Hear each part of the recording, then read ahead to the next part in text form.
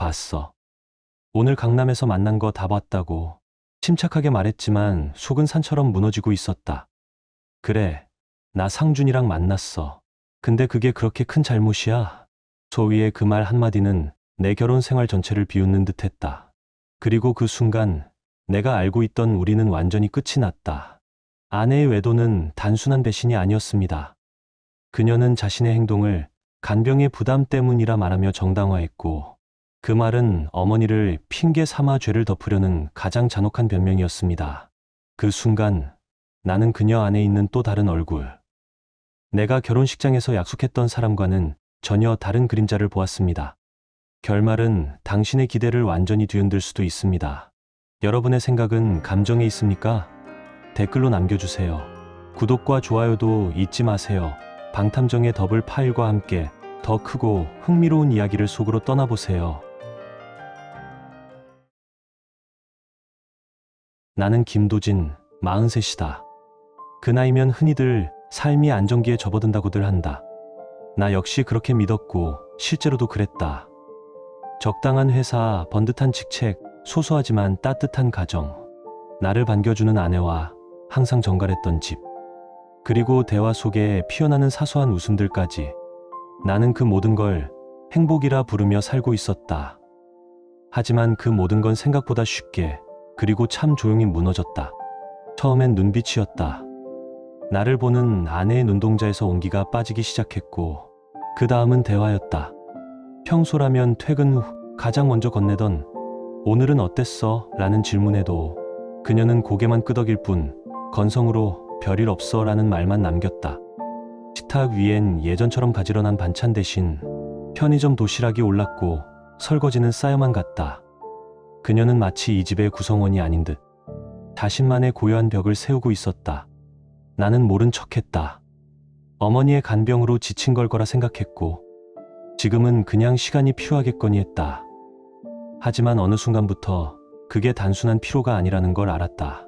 화장실에서도 손에서 휴대폰을 놓지 않았고, 메시지 알림에 어깨를 움찔하는 모습은 내 속에서 자라던 의심에 불을 질렀다. 결국 그날 나는 일부러 이른 퇴근을 했다. 아무렇지 않은 척 문을 열었고, 아내는 예상치 못한 내 등장에 놀라긴커녕 오히려 당황한 기색이 역력했다. "오늘 무슨 일 있어?" 그녀는 목소리를 낮추며 물었다. 나는 침착하게 그러나 단호하게 말했다. 봤어. 다 봤다고. 오늘 낮에 서촌에서 누구 만난 거." 내 목소리는 조용했지만 속은 타들어가고 있었다. 잠시의 정적 후 예상치 못한 반응이 터져 나왔다. 그래, 상준이 만났어." 아내는 눈을 피하지도 않고 되레 발끈하며 외쳤다. "근데 그게 그렇게 큰 잘못이야?" 순간 말문이 막혔다.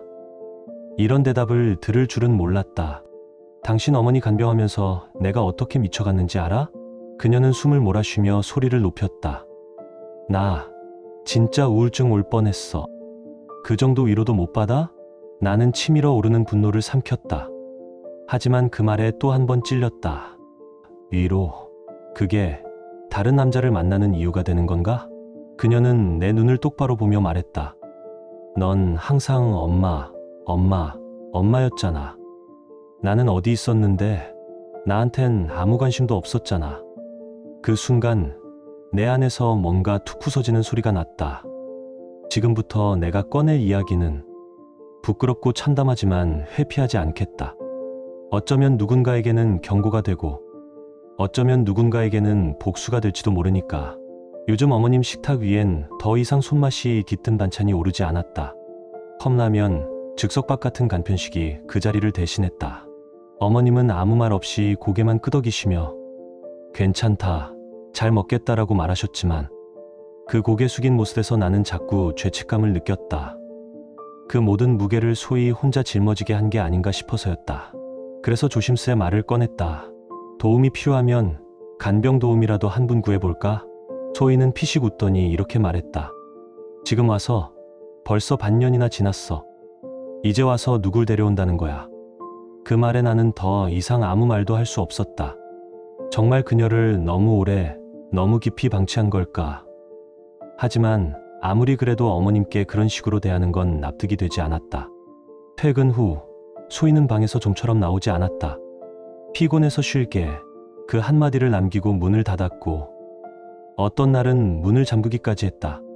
휴대폰을 들여다본 채 아무 말 없이 시간을 보냈고 문자 알림이 뜨면 다급히 화면을 가리기도 했다. 소희야, 우리 잠깐 얘기할까? 말을 걸면 돌아오는 대답은 늘 같았다. 나 좀 혼자 있게 해줄래? 점점 더 거리가 생겼고 같은 공간에 있으면서도 마치 서로 다른 세계에 사는 사람들 같았다. 그러던 어느 날 소희의 스마트워치를 충전기에 꽂으려다 잠깐 울린 메시지 알림을 보게 됐다. 상준, 오늘도 기다릴게. 심장이 내려앉는 듯한 느낌이었다. 그동안 느껴왔던 불길한 조각들이 그 순간 하나로 맞춰지며 확신으로 바뀌었다. 그녀는 휴대폰을 항상 손에 쥐고 다녔다. 화장실에 갈 때조차도 절대 내려놓지 않았다. 그래서 확인할 수 없었고 의심만 커져갔다. 하지만 그날 밤 소희가 샤워하는 틈을 타 몰래 휴대폰을 들여다봤다. 비밀번호는 원래 우리 결혼기념일이었는데 어느새 바뀌어 있었다. 여러 번 시도했지만 결국 열리지 않았다. 소희가 나오기 전 재빨리 제자리에 뒀다. 뭐 해? 소희가 물었다. 아무것도 아니야. 그냥 침대 정리하고 있었어. 나는 거짓말을 했다. 소희는 의심 어린 눈빛으로 나를 한번 훑고는 휴대폰을 들여다봤고 이내 작게 안도의 한숨을 내쉬었다. 그 모습에 가슴이 더 아팠다. 이제는 확신할 수 있었다. 소희는 무언가를 숨기고 있었고 그 무언가는 내가 가장 두려워하던 것이었다. 결국 나는 행동에 나서기로 했다. 다음 날 출근하는 척하고 집을 나섰다.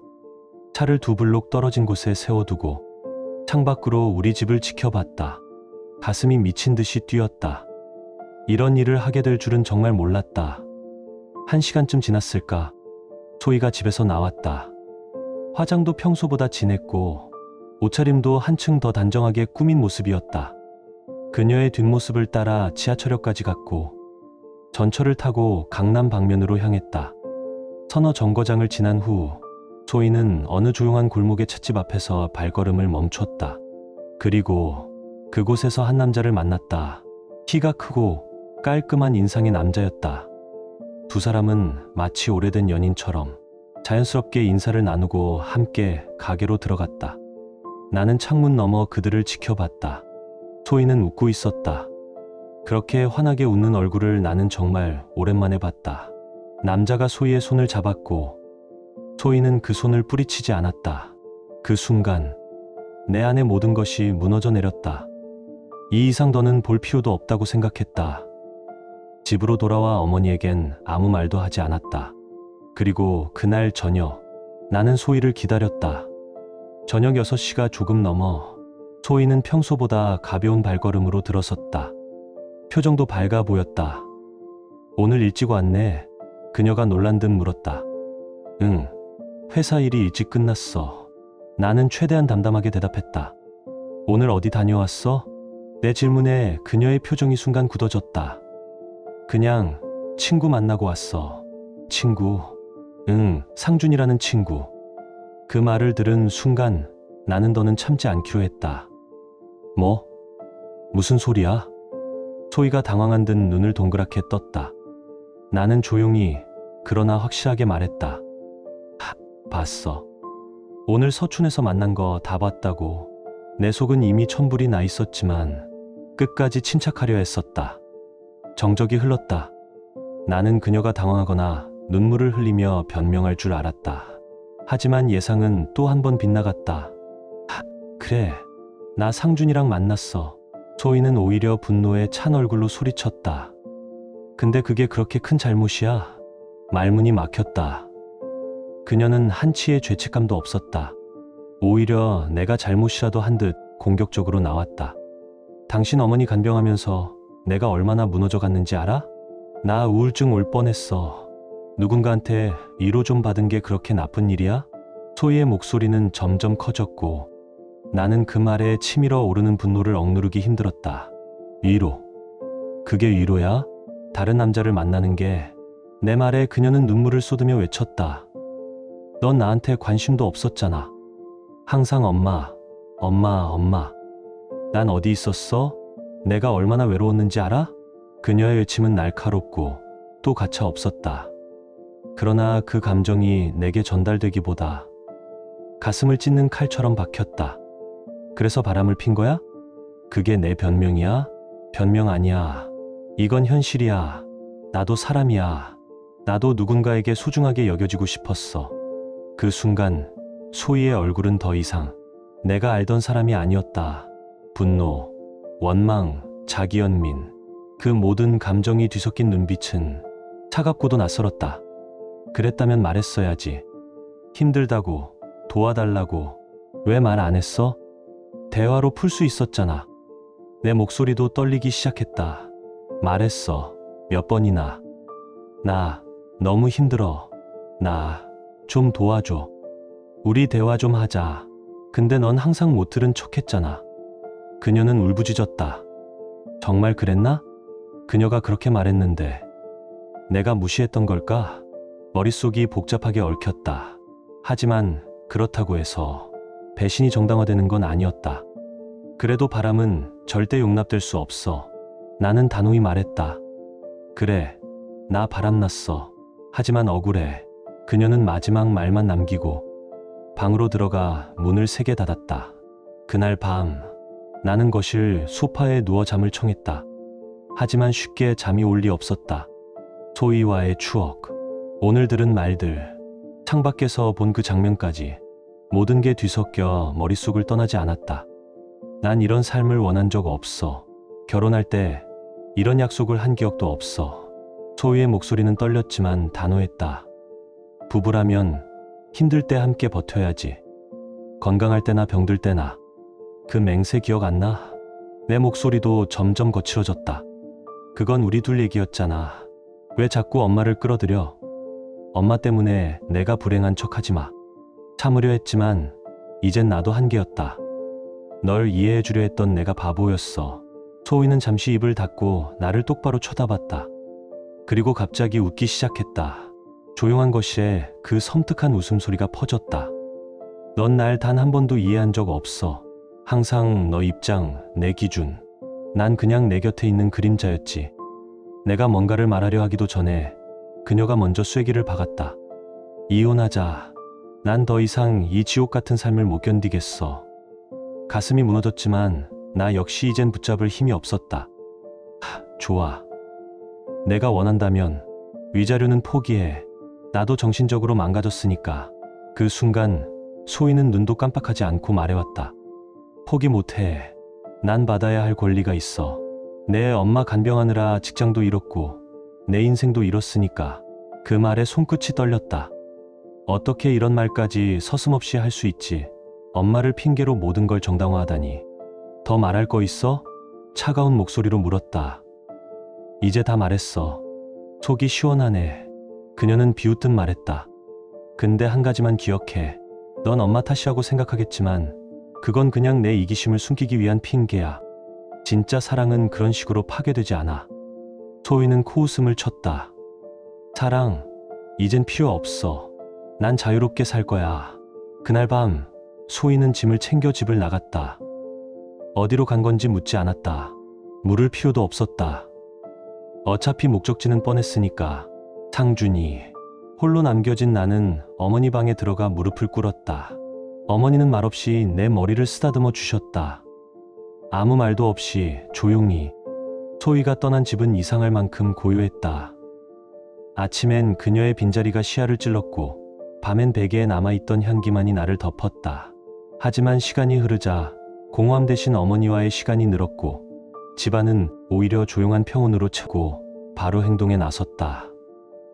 가장 먼저 찾은 건 전문 변호사였다. 그는 조용히 말했다. 불륜 증거가 필요합니다.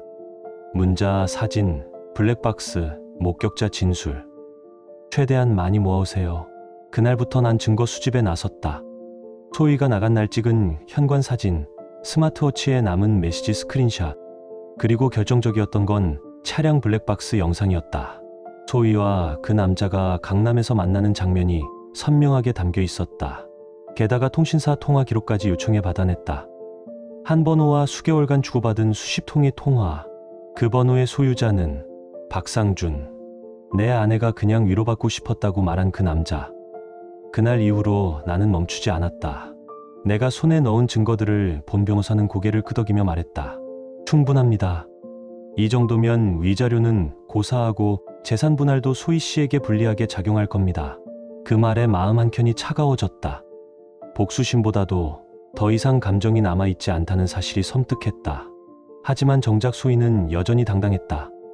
이혼 서류를 준비하는 동안에도 몇 번이나 메시지를 보내왔고, 이혼하면 상준이랑 갈 거야.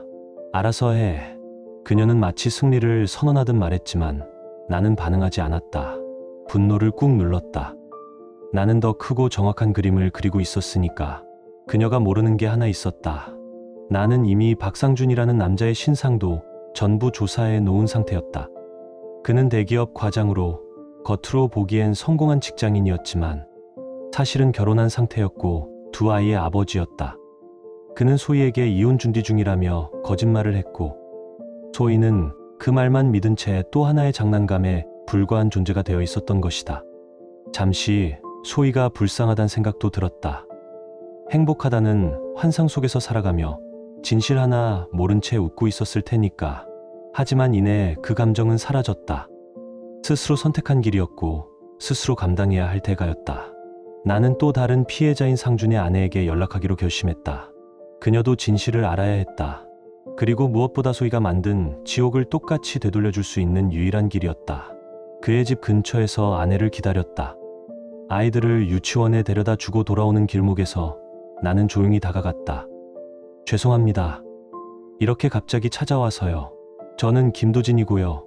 제 아내가 당신 남편과 관계를 맺고 있습니다. 그녀의 얼굴이 새하얗게 질렸다. 말도 안 돼요. 우리 남편이 그럴 리가 없어요.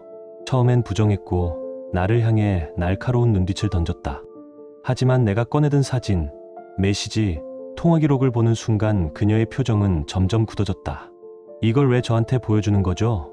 그녀는 떨리는 목소리로 물었다. 당신도 진실을 알 권리가 있다고 생각했습니다. 저도 얼마 전 알게 됐습니다. 우리 둘 다 같은 방식으로 속고 있었던 겁니다. 나는 감정을 억누르며 진심을 담아 말했다. 그녀는 아무 말 없이 증거를 살펴보다가 결국 눈물을 터뜨렸다. 그 모습을 보니 마음이 저려왔다. 죄송합니다. 이런 방식으로 알게 해드려서요. 아니에요. 알려줘서 오히려 감사해요. 난 끝까지 믿고만 있었을 테니까요. 그녀는 눈물을 닦으며 차분하게 고개를 끄덕였다. 우리는 짧게 인사를 나누고 헤어졌다. 떠나기 전 그녀는 결연한 표정으로 말했다. 이제 제가 해야 할 일이 생겼네요. 그날 밤 나는 박상준에게도 증거를 모두 전달했다. 소희와 주고받은 메시지, 만남의 장면들, 통신 기록 모두 한 폴더에 담았다. 그리고 마지막으로 짧은 한 줄을 적어보냈다. 이혼 중이라는 당신의 거짓말, 이제 소희도 알게 될 겁니다. 그 후 나는 마지막 단계로 소희의 부모님께 연락을 드렸다. 망설임이 있었지만 그분들도 딸의 진짜 모습을 알아야 한다고 생각했다. 장인어른께 전화를 드리자 한참 침묵 끝에 말씀하셨다. 도진아, 미안하다. 소희가 그럴 줄은 몰랐다. 나는 직접 찾아가 증거들을 조용히 보여드렸다. 장모님은 손수건으로 눈물을 훔치며 연신 고개를 숙이셨고, 우리가 어떻게 키웠는데? 그 말에 나는 조용히 대답했다. 괜찮습니다. 누구나 실수는 할 수 있으니까요. 하지만 그날 그 두 분의 눈에서 나는 무너지는 가족의 슬픔을 목격했다. 소희가 아니라 두 어른의 심장이 무너져 내리는 소리를 들은 것 같았다. 상준이 다니는 회사에도 불륜 소문이 퍼졌다는 소식을 들었을 때 저는 조금도 놀라지 않았습니다. 제가 직접 알린 것은 아니었지만 상준의 아내가 행동에 나섰을 가능성이 컸죠.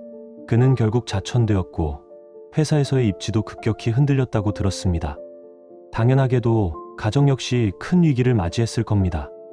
그 모든 와중에 소희는 아무것도 모른 채 여전히 상준과의 미래를 꿈꾸고 있었어요.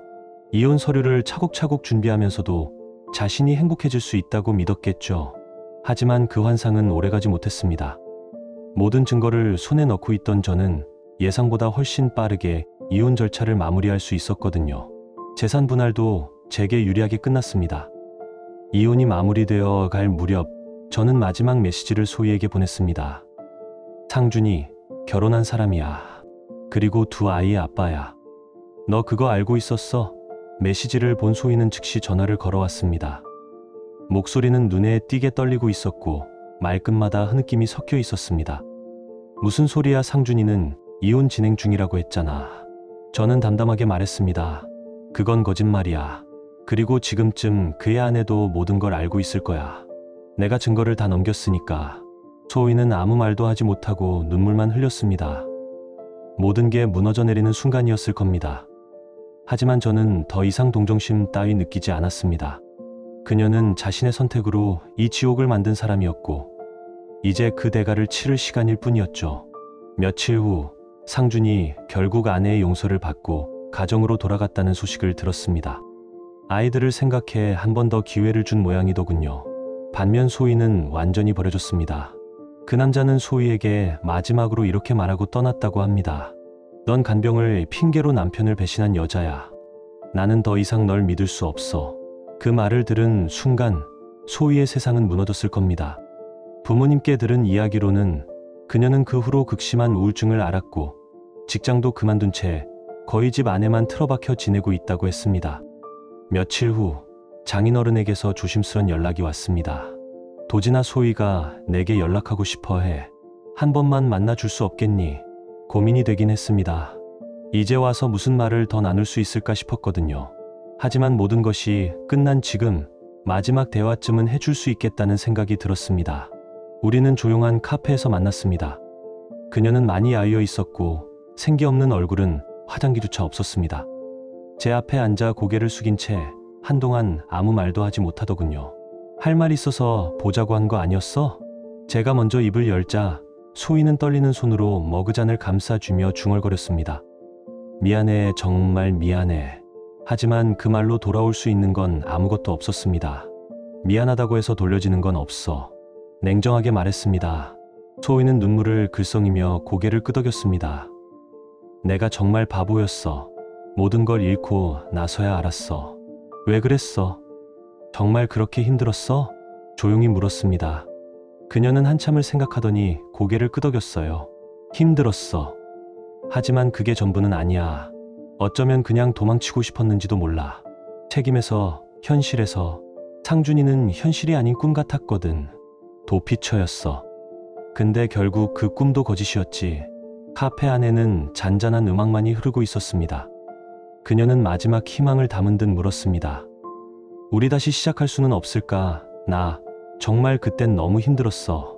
예전 같았으면 마음이 흔들렸을지도 모릅니다. 하지만 지금은 아니었습니다. 그 고통을 견디며 저는 너무 많은 걸 배웠고 변해버렸거든요. 힘들면 누구든 바람부터 피는 거야? 그렇게 쉽게 무너지는 사람이었어. 넌. 그 말을 들은 소희는 입술을 깨물며 고개를 숙였고 눈물이 볼을 타고 조용히 흘러내렸습니다. 도진아, 이젠 정말 아무것도 안 되는 거야? 끝났어. 넌 선택했고 난 그걸 받아들였어. 마지막 말을 남기고 저는 자리에서 일어났습니다. 그리고 영원히 등을 돌렸습니다. 너야, 소희야. 내가 먼저 우리 결혼을 버렸으니까. 그 단호한 말 한마디에 소희는 입을 닫았고 대신 울기만 했습니다. 눈물은 조용히 그녀의 턱을 타고 떨어졌고 그 모습조차 이제는 내 마음을 흔들지 못했죠. 카페를 나서기 전 나는 마지막으로 말을 건넸습니다. 행복하길 바란다. 하지만 그 행복을 찾는 건 이제 내 몫이야. 그 말을 끝으로 소희와의 모든 관계는 정리되었습니다. 그날 이후 나는 진짜 내 삶을 시작했습니다. 먼저 어머니를 요양병원에 모셨습니다. 혼자 감당하기 어려운 돌봄이 아닌 더 나은 환경에서의 전문적인 케어를 위해서였어요. 명성이 좋은 병원을 수소문에 모시고 퇴근 후에는 매일 찾아뵀습니다. 어머니의 상태는 조금씩 나아졌고 그 얼굴엔 오랜만에 생기가 돌기 시작했어요. 그런 모습을 볼 때마다 이게 사랑이구나라는 생각이 들었습니다. 아픔을 함께 견디는 것, 그게 진짜 사랑이니까요. 업무에 집중할 수 있는 여유도 생겼습니다. 오히려 승진까지 하게 되었죠. 책임은 커졌지만 그만큼 보람도 컸습니다. 동료들조차 저를 다르게 보기 시작했어요.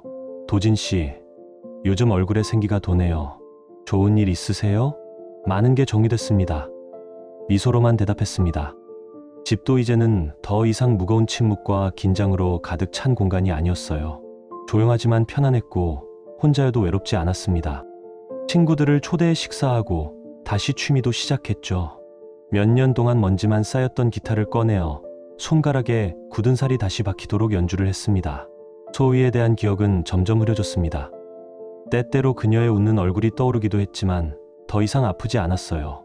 이제는 그저 지나간 계절처럼 마음속 어딘가에 자리 잡고 있을 뿐이었습니다. 가끔 장인어른을 통해 그녀의 소식을 들었습니다. 작은 회사에 취직했고 연애는 하지 않고 있답니다. 그 말을 들으며 조용히 다행이다 생각했어요. 그녀도 이제 자신만의 길을 걷고 있는 것 같았으니까요. 주말 어느 날 요양병원 식당에서 어머니와 식사를 하던 중이었습니다. 특별할 것 없는 식사였지만 그 시간은 소중했고 조용했습니다.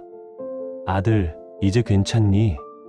어머니의 조심스러운 질문에 나는 진심으로 답했습니다. 네, 엄마. 이제 괜찮아요. 소희 얘기는 이제 안 하네. 그 말에 나는 살짝 웃었습니다. 이제 지난 일이에요. 걱정하지 마세요. 어머니는 잠시 말없이 창밖을 바라보다가 문득 말을 꺼내셨습니다. 내가 없었으면 너희 부부 더 행복했을까? 가슴이 아렸습니다. 엄마 때문 아니에요. 그건 그 사람의 선택이었어요. 이젠 엄마도 저도 괜찮아요. 오히려 더 평화롭잖아요. 그날 밤 집으로 돌아와 혼자 저녁을 준비하며 나는 깨달았습니다. 상처도 결국은 아물 수 있다는 거려.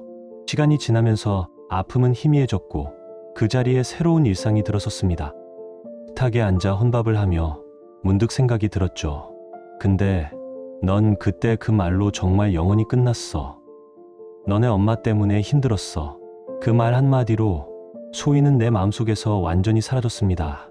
자신의 책임을 회피하고 남 탓으로 돌리는 사람을 나는 더 이상 사랑할 수 없다는 걸 깨달았거든요. 이제는 정말 새로운 시작을 할 준비가 되었다고 느껴요.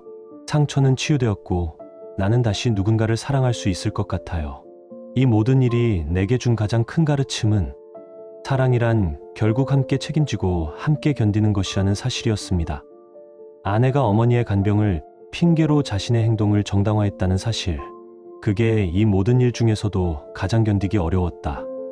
그녀는 자신이 만든 상처를 다른 사람의 고통 뒤에 숨겼고 그걸 진심이라 우겼다. 하지만 결국 진실은 모두에게 드러났다. 그녀는 모든 걸 잃었고 그 선택에 대한 대가를 정면으로 마주하게 됐다. 그리고 나는 그 상처를 딛고 일어섰다. 새로운 삶을 시작했고 어머니와의 관계도 더 깊어졌다. 이젠 내가 그녀를 돌봐야 할 차례였다. 평판 좋은 요양병원을 찾아 모셨고 매일 퇴근길에 들러 함께 시간을 보냈다. 어머니는 점점 안정을 찾아가셨고 그 변화를 바라보며 나는 진짜 사랑이 무엇인지 조금씩 배워갔다. 회사 일도 안정됐다. 오히려 예전보다 더 집중할 수 있었고 작은 승진도 했다.